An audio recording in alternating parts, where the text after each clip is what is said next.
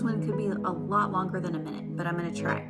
So yes, you better believe that my biological colleagues and I are absolutely interested in this and have been doing our homework too. And the good news is, as far as we can tell, there's nothing to tell. That's the good news. Now, there is an anesthetic called Exparel that is a long-acting local anesthetic that some oral surgeons are using to help prolong the numbing around wisdom teeth and help kiddos avoid needing to use narcotics or opioid pain relievers, which sounds great. There is we're thinking that maybe there might be some graphene oxide in that, which is a nanoparticle that a lot of people are concerned about.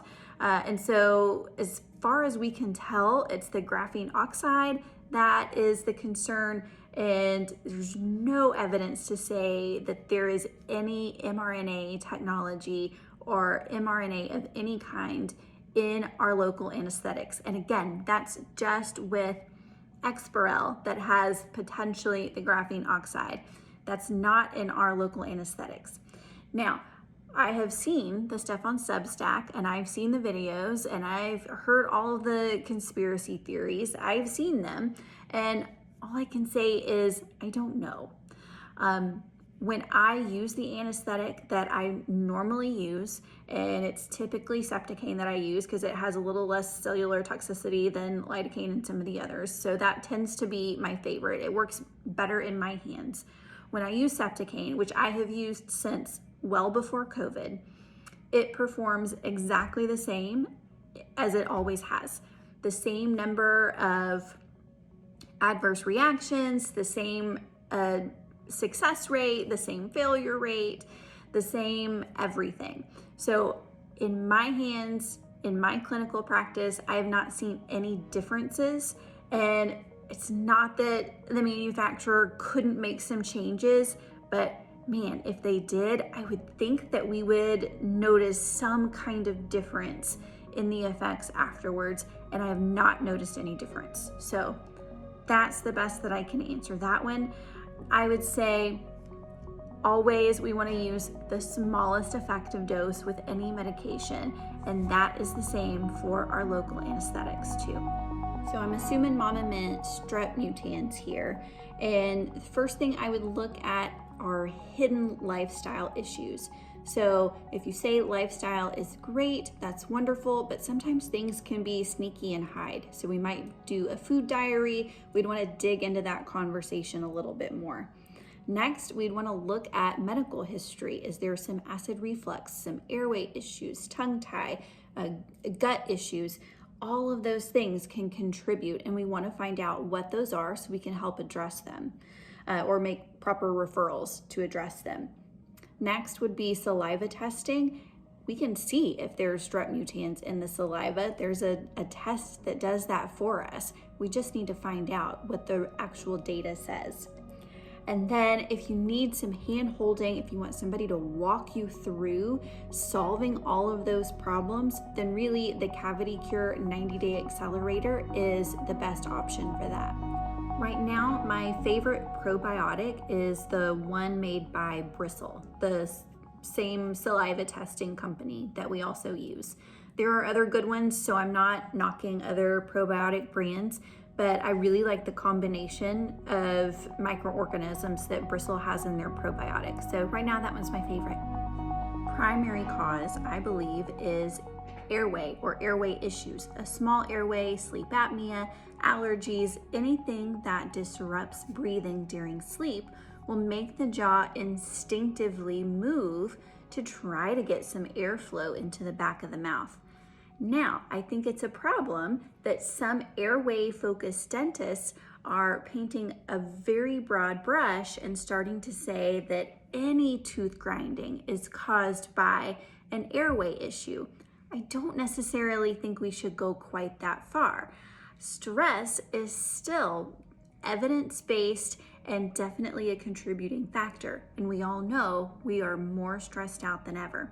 The third cause that the naturopaths have taught me is parasites. something I was never taught in dental school, but there is some literature to support that parasites can cause tooth grinding in children. This one is super common, and most of the time we can handle any kind of TMJ issues by just keeping your appointment short and by using a bite block to help you stay open during your appointment. Now, if that's not enough, we can kick it up a notch. We have things like laser biostimulation, where we can help reduce some inflammation around the jaw, and that can be done before the appointment, during the appointment. We also have alpha stim, which can help with pain and also help relax the nervous system, relax the body. And then, of course, if all else fails and it just can't get done, then we have sedation options where maybe it's one of those extreme cases where it's just better if you sleep through the appointment. Then we can get it done and you wake up and everything's finished. Love it, love the concept, love the idea of anything that will help encourage proper growth and development of the jaws. So great ideas. I also really think that extended nursing is beneficial, extended breastfeeding, as long as you both can. Nose breathing is excellent for jaw development. Ditching the binky or the pacifier, the sooner you can get rid of that, the better the jaw is going to be allowed to grow. And then not doing any toddler food, like the little mushy stuff that's meant for babies, but instead encouraging your little one to have real solid foods. All of those things, including the little trainers and the Myomunchies and the things like that, can all be helpful to make sure that your kiddo has great jaw development. 1, correct any lip ties. 2, correct an uneven bite where you're putting extra pressure on those front teeth. 3, don't grind your teeth. And 4, don't brush your teeth too hard. Now, you're gonna need some help with some of those, so make sure you go to your dentist, point it out to them, have them check everything out, see if they can help determine the cause or causes with you, and then go from there. You're in luck because I have a 3-step approach for you. First, evangelize. Go to fluoridealert.org and get all of the bullet points and scientific articles and studies that you can get and bring them the information that they've been lacking, because they're not going to get it from anywhere else if they don't seek it out. So bring them the information first. Step 2, sarcasm, because I am a smart aleck. I would say things like, isn't it weird that the patients we slap fluoride on have more cavities than our no fluoride patients? That's so strange. And I would just find ways to work that into everyday conversation. Step 3, don't cast your pearls before swine. At some point, you just gotta let it go. If they're not gonna believe you, don't waste your time. I'm assuming we're talking about an adult here. The things that can be done at home are mouth taping, breath work, and you can even look up exercises called mewing by a Dr. Mew, who goes through these different exercises that you can do at home. Everything else to correct airway issues and mouth breathing issues needs to be done with a qualified practitioner, whether that's a myofunctional therapist or an airway focused dentist, a surgeon, an ear, nose, and throat doctor. Everything else really needs to be done with a practitioner, but those little things you can absolutely start doing at home on your own. Yes, I definitely have. So ALF and all of the different palatal expanders, I have 100% considered. Here's the issue and why I don't offer any palatal expanders yet. It seems from my most experienced airway dentist colleagues that there is definitely not a one-size-fits-all. Some appliances work great in some cases, but not in others. And so I feel like if I were to pick one and learn one, then I would have basically too narrow of a view and would choose that appliance when maybe it wasn't the best one.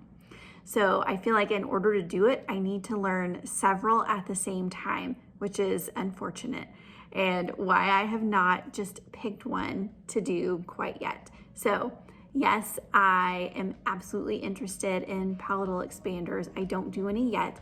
The benefit of me not doing them yet is that I can cherry pick who I want to refer my patients to, because I know who is better with different personalities, who works better with different age groups. And so I can be kind of an objective observer and make a referral to a colleague that I think is a great fit for my